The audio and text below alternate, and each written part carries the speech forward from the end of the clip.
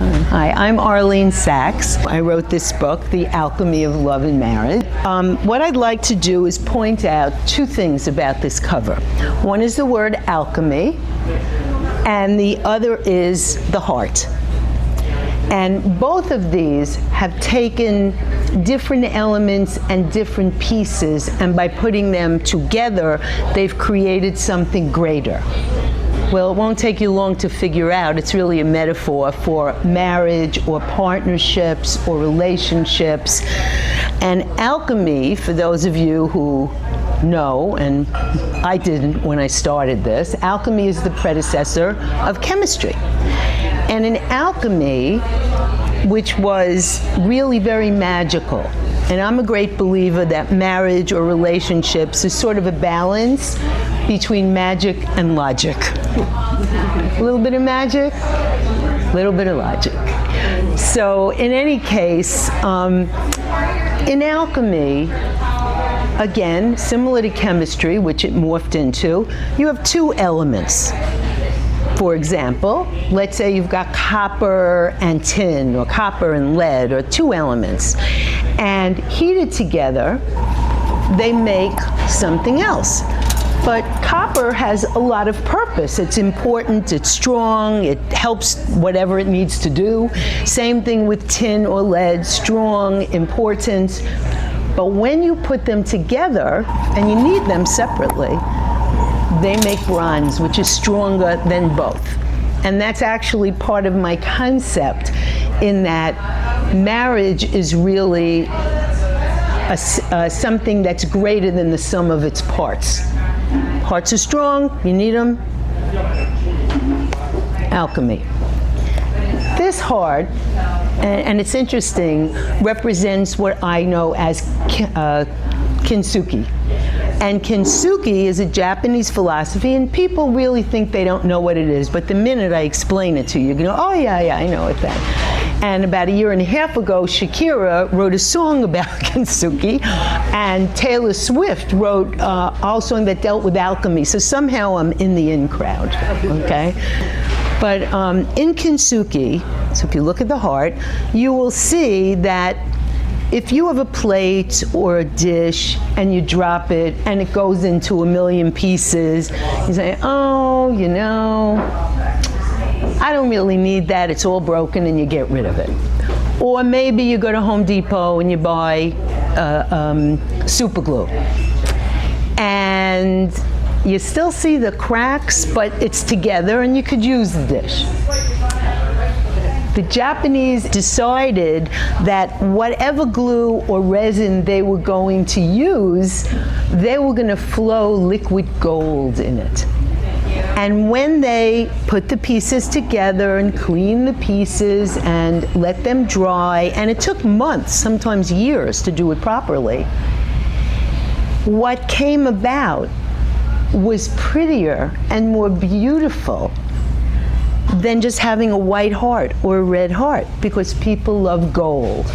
You have the gold medal, you have the golden fleece in fairy tales. So both of these things are things that bring things together, and it makes them better, greater. Same thing with a marriage or a relationship. Some of them, they break in a million pieces and you go, I don't want this piece anymore. And maybe they shouldn't be put together, because there's no right or wrong here. What you're going to hear about is how I look at things. So just know that's how this cover was picked. Just getting the heart right took weeks. So just know that's how it is. And I have a quote that I like. There's quotes all over my book. I'm a big one for quotes. And if you remember Leonard Cohen was a songwriter and a poet, and he said, there's a crack in everything. That's what lets the light in. So I think it's a pretty good quote. I am going to read you something, because throughout the book, I reference some fairy tales. Now, it's not a silly book, it's a very meaningful book. But when I reference fairy tales, there's a reason. Okay, so fairy tales in their simplest reading and most obvious interpretation portray both genders in stereotypical manners. The ideal male is a savior, attractive and courageous. The ideal woman is infinitely beautiful and in need of rescuing. If we look more deeply into these tales, however, there is much more to discover. I will share with you how some very well-known fairy tales, such as Cinderella and Hansel and Gretel, as well as some lesser-known ones, offer messages about how to safeguard a relationship and help it survive enormous psychological and emotional challenges. I have chosen to connect fairy tales to our journey or marriage as a way to explore what happily ever after really means and the toll it can take to achieve it. For hundreds of years, fairy tales have been cherished for their ability to transform a situation with a single decision. Change the outcome of a life or a relationship.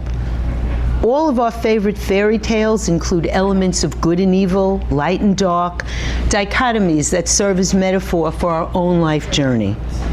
Fairy tales clarify for us the paths we must choose as we move through our lives. They shed light on the nature of love and relationships and offer hope for a satisfying ending.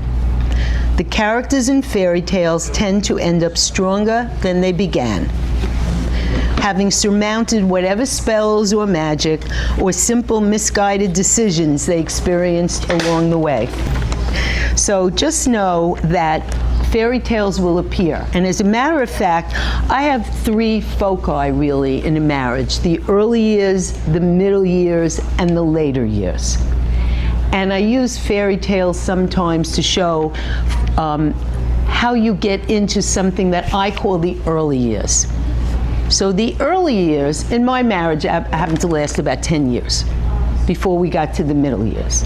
But the early years are similar to when Hansel and Gretel, if you remember, go into the woods. And when they go into the woods, Hansel drops pebbles. And when he drops the pebbles, there's a way to get out of the woods. So they have a good day in the woods, they held hands, they're having a nice day, and then they can get out. That's really like the early years. In the early years of a marriage, there's some chemistry, there's a lot of fun, there's adventure. There are some cracks, bad things happen in life, whether it's your family or your job, things happen, but basically it's a good experience. That's the early years. The next day, Hansel and Gretel go back into the woods, and instead of using pebbles, I guess they got tired or lazy, didn't want to pick them up, they used breadcrumbs. And they put breadcrumbs, which I consider similar to the middle years, because what happens is the birds eat the breadcrumbs. And they're stuck in the woods because they can't get home. They're stuck in the woods and they meet the witch. And for me, the witch represents the middle years. And my book deals with stories throughout the early years. There's stories throughout the middle years. I love a story, and I tell a lot of them. But in those middle years, what happens in essence is you come to your stresses. You might hit them at the end of your early years. It depends on your life and your relationship. But in those middle years, you know, it may be time to buy a condominium or a house. I've rented, it's time. And you do that. And you can make the mortgage. So it's good. However, nobody tells you, along with the mortgage that you can make, the roof is going to fall in, the pipes are going to burst, the wind is going to get through the window. All this happens, and you're just not prepared. So all these little stresses in life happen. You may then progress and, for example, have children. Maybe you have babies in the beginning of the middle years. Babies are wonderful. You love them more than life itself. However, they are a lot of work. And nobody tells you that. They wrap them in a pink or a blue blanket, and they give them to you, and you're happy, and you have a party if everything's okay. But then life happens. And your nucleus of 2 is now 3 or 4 or more in the same nucleus. So you've got these babies And they take a lot of work and a lot of money. A little bit more stress. And you might have even bought a house at the same time. And if it's not a baby, then what happens is it may be a teenager. And if you have a teenager, I'm not even going to go into the stress that involves with the teenager. Anybody who's had a teenager, that's a different story per child. I have a daughter, and in the middle years was when we started to argue. My husband and I did not fight a lot, but in the middle years, we argued. And again, not a lot, but enough. And one day we had a really bad fight. And at night, my children went into their rooms and we went into our bedroom, and about 2 o'clock in the morning, I hear somebody in the kitchen. It's 2 o'clock in the morning. So I go into the kitchen to check. And when I do, I see my daughter swigging. For those of you who know what pink Pepto-Bismol looked like, swigging a bottle of Pepto-Bismol. And I say, well, what's going on? What's wrong? And the tears start coming down, and she's not a crier, she's a tough girl. I don't know where she gets that from, but she's a tough girl. In any case, the tears are coming down, and she says, I can't sleep, my stomach is bad, you and Daddy never fight, this is not good, I don't know what's gonna happen. And I said, whoa, stop right here. I give you my word, in the morning, that fight's over. And you know how when they believe you, but you look at their eyes, they don't believe a word you're saying. So I said, I promise you, in the morning, it will be better. And we had a mirror in the kitchen, which was right nearby, and I said, why don't you look in the mirror? And she looks in the mirror, and there's a pink mustache from the Pepto-Bismol, so she starts to giggle. And now I said, okay, I got you, kiddo. I said, all right, you're laughing. Let's go back to bed and trust me. And just like we wipe away the pink mustache, we will wipe away this problem. And sure enough, that's what she did. And I walked in, and my husband was sleeping, and he said, well, what's going on? And I tell him what I just told you. He said, oh, that's not good. I said, good thought. So we worked very hard to make sure that we sort of patch things. But honestly, those cracks that were happening from the stressors, those cracks became crevices. They were getting wider and wider. And nobody addressed anything, and not because anything was wrong. Nobody did anything bad. We're too busy. Busy with careers, busy taking care of the children, busy taking care of the house, busy. And so those cracks got wider and wider, and nobody was going to fix them. As a matter of fact, what also happened to us was we bought a house in suburbia. Now, my husband was a city boy, I was a city girl. We grew up on a block, not together. I didn't meet him till I was 17. And we understood how to get along on the block, because on the block there's a lot of kids. There's a lot of people, and you learn how to navigate large groups, you know how to manage large groups, and you learn a couple of survival skills. In the suburbs, everything is nice. The schools are supposed to be better. The land is a little less expensive, so your house at that time is a little less expensive. There's a lot of community stuff. There's a lot of activities. God, there's a lot of activities. And so we never fit. We lived there. We weren't going to move. We made the choice. We were there. But we didn't fit. And we knew it. Cracks are getting wider. We're getting busier. Additionally, and some of you may remember this, and some of you may be part of it, and some not, but today, you really need mostly 2 people working in a household. Not everybody has that, but most homes, 2 people are working. Maybe you're a single parent, maybe you're very fortunate economically, you don't want to work, whatever.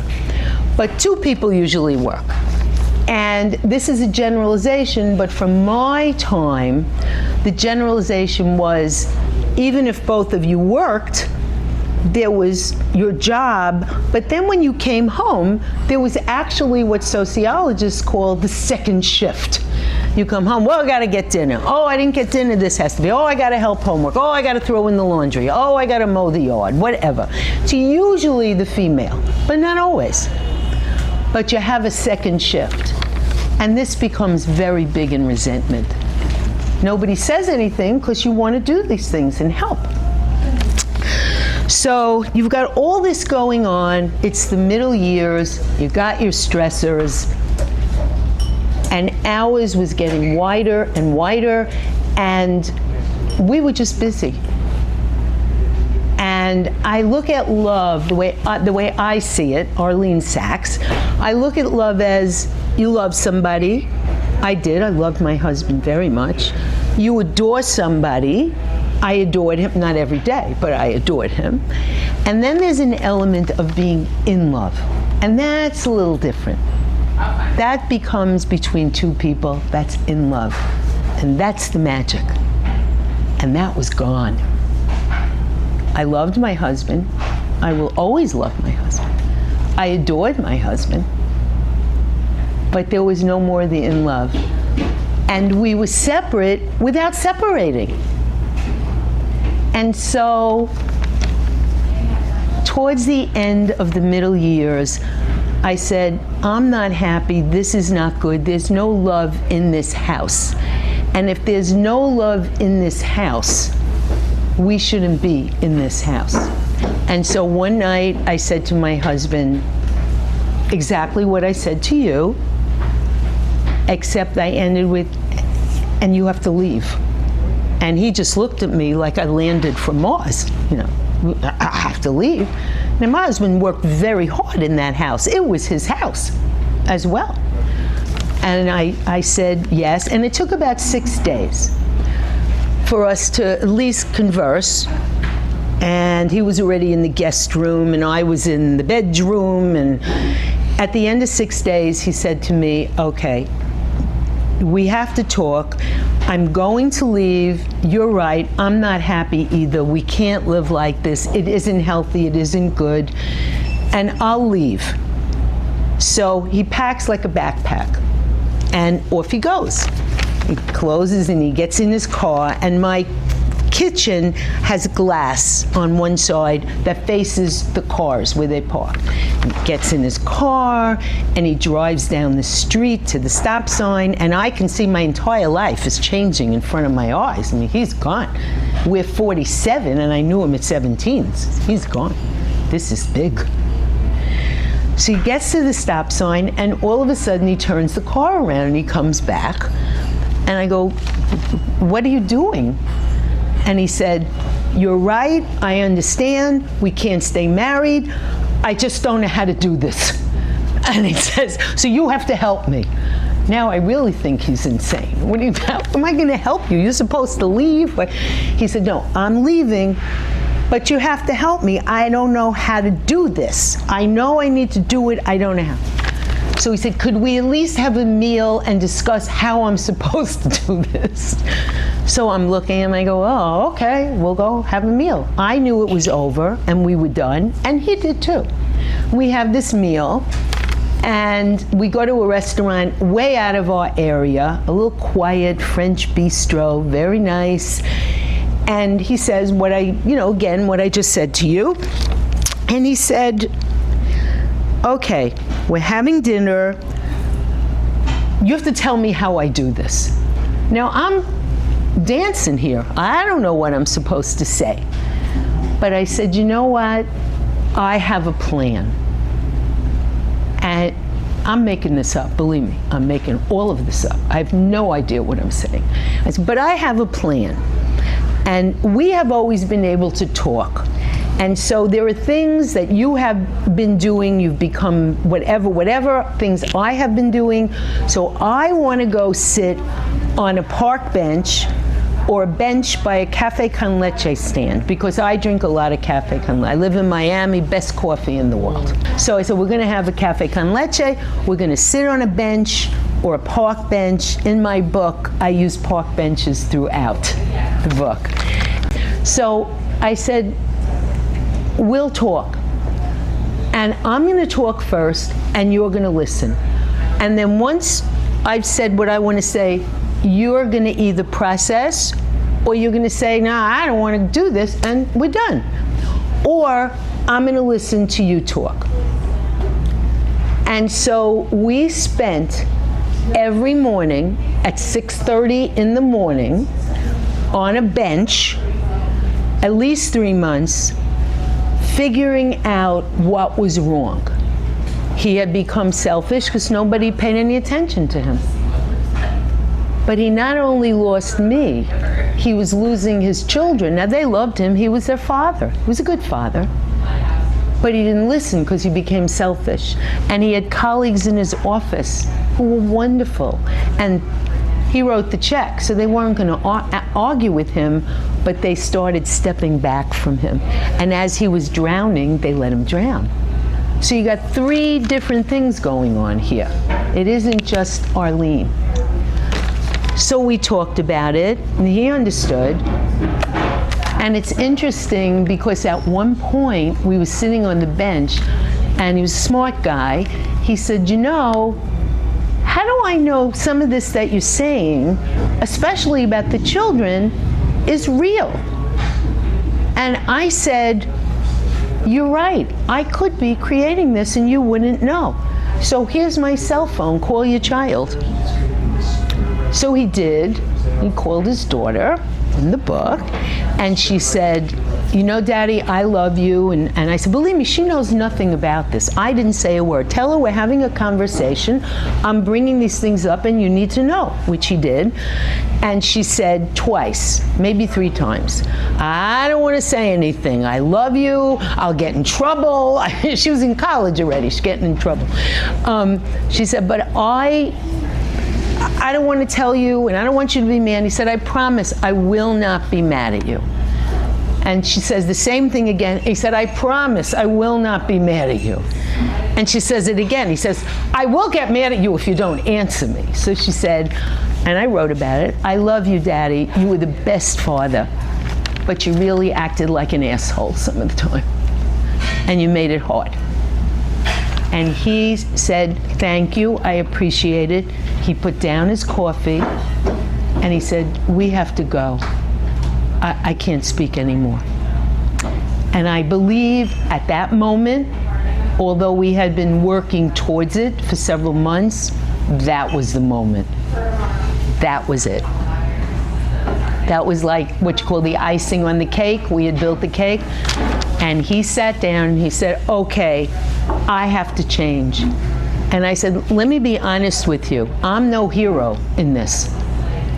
I saw things were going south, and I did nothing. And the worst thing in the world, you can fight, you can hate, but indifference, for anybody who knows about the worst thing you can do is be indifferent. Because that's when you let somebody die right in front of you, if you don't care. So that's what happened. We worked through it, and we developed a plan, we followed the plan, and after the several months, he changed. He worked with me, he worked with his children, poor guy. I said, don't go backwards. Talk to them now, because you can't go backwards. Why are you gonna it makes no sense. You're working with me now, there's a now. So he did, he spoke to each child, he listened to them, he saw what was bothering them, he asked them what they wanted to do. Poor guy, he almost went deaf. He had to go to a concert, a rock concert, and he sang there like this. And my other child wanted to go on an outward bound where they sleep on the ice in Minnesota. He did that, so he was reestablishing himself. And at the end of those months, I said, okay. And it didn't happen like slowly and methodically. I was walking in the house one day, and I had to sit down on the steps, and I went, whoa, this marriage is greater than us. And I called him up and I said, you can come home now. And so what followed, and it's really quick, is the later years. So if and when you're fortunate enough to have 2 people want to change, and one changed drastically. When you have two people, if you go through that, it's what I call the gold, which is the work.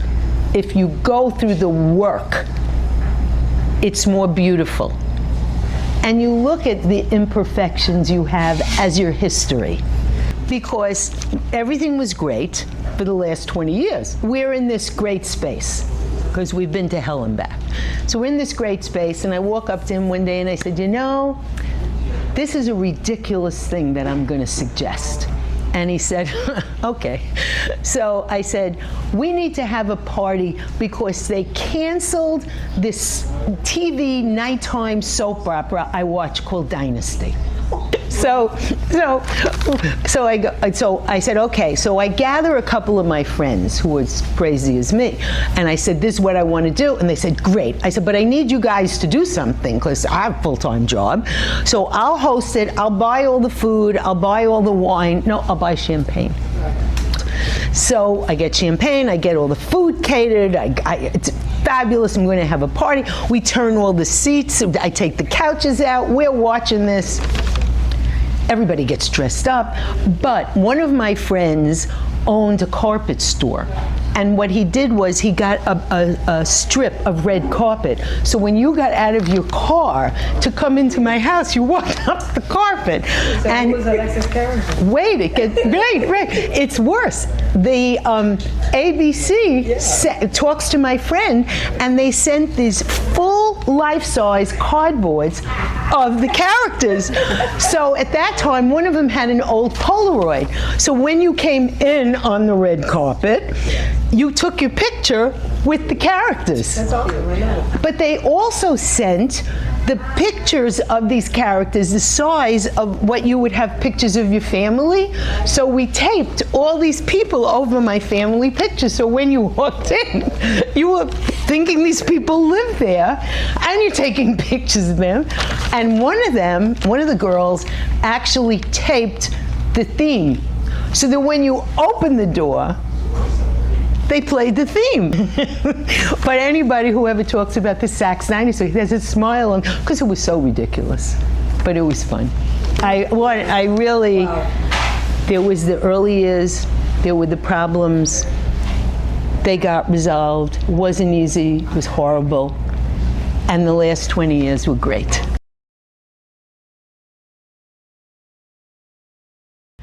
Thank you. Thank you very much.